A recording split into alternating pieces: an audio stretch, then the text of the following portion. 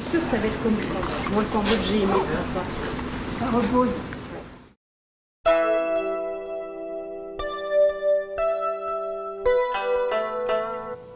Ça baille, dit Laos. Nous avons quitté le vacarme infernal de la circulation et des klaxons de Hanoï pour arriver au paradis, le royaume aux millions d'éléphants. Luang Prabang a été classé en décembre 1995 au patrimoine mondial de l'UNESCO. Quoi de mieux qu'un authentique tuk-tuk pétaradant pour faire découvrir la ville?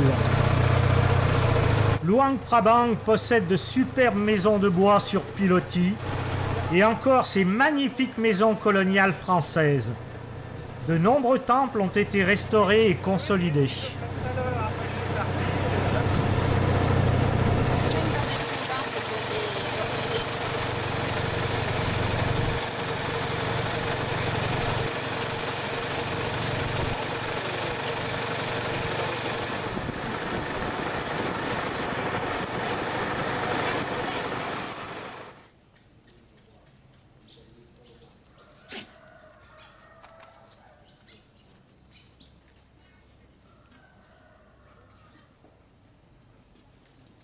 « 5h30 du matin.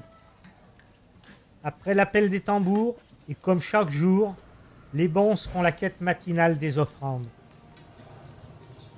Pieds nus, ils se glissent en longue file dans les rues de la ville, le bol à aumône à la main, en effectuant un parcours précis autour des différents monastères.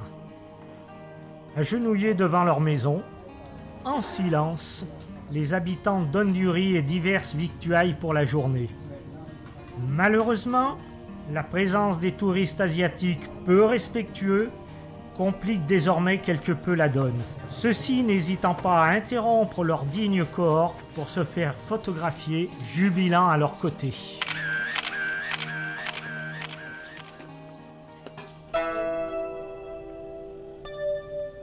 Le palais royal de Luang Prabang fut construit en 1904, à l'époque du protectorat français, pour le roi Sisavangvong et sa famille. Après la mort de celui-ci en 1959, son fils Savangvatthana et les siens seront les derniers à occuper le palais. En 1975, les communistes abolissent le royaume du Laos au profit de la République démocratique du Laos. À cette date, le palais a été transformé en musée royal.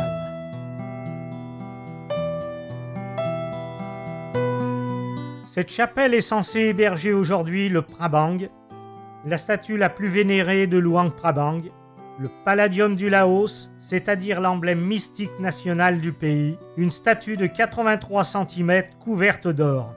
Mais il s'agit d'une copie, l'original étant soit dans un coffre à Vientiane ou à Moscou selon la légende.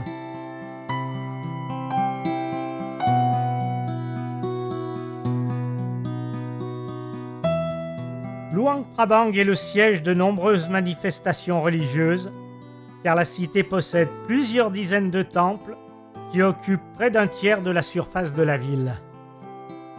Construit en 1796, le Wat Mei, qui veut dire nouveau monastère, est l'un des plus grands et des plus beaux.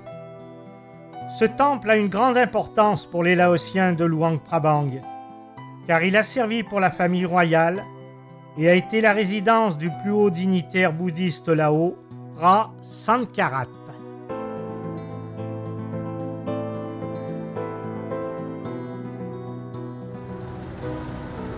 Un petit peu de rafraîchissement dans le van avant de poursuivre la visite des temples.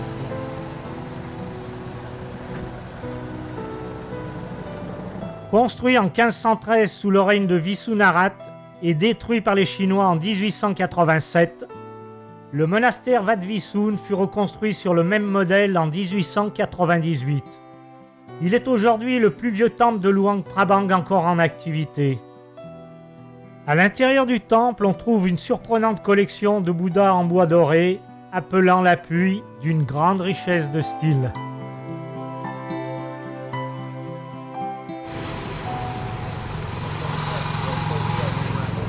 De bambou et à la fin au mois de mai.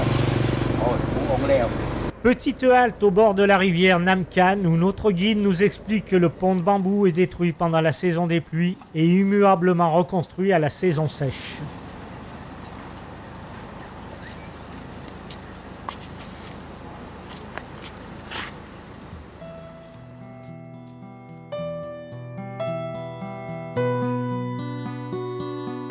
Le Wat Zien Thong, monastère de la Cité d'Or, est l'emblème religieux de Luang Prabang et un des plus hauts symboles du bouddhisme au Laos, ce qui lui valut d'être totalement épargné par le pillage de 1887.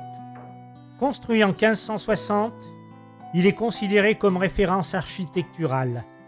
Le site du temple regroupe plusieurs bâtiments de factures différentes qui offrent un panorama du style Lao.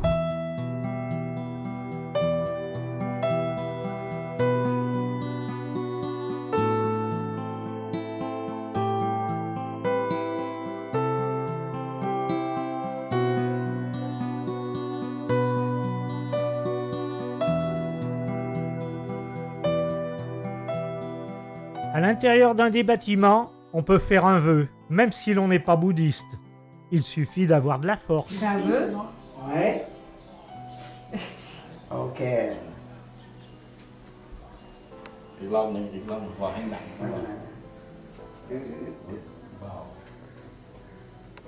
Faut faire un vœu, tu restes pas assez longtemps. C'est ça. Lève-le.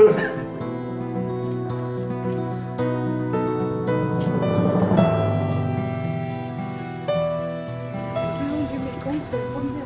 Une chaise longue.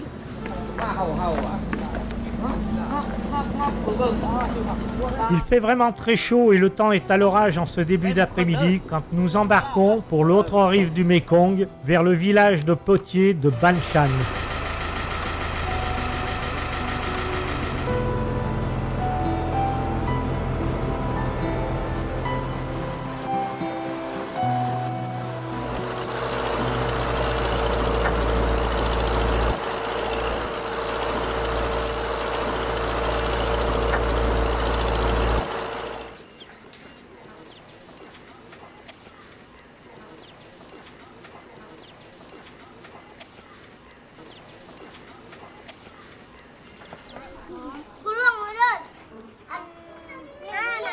C'est pour brûler.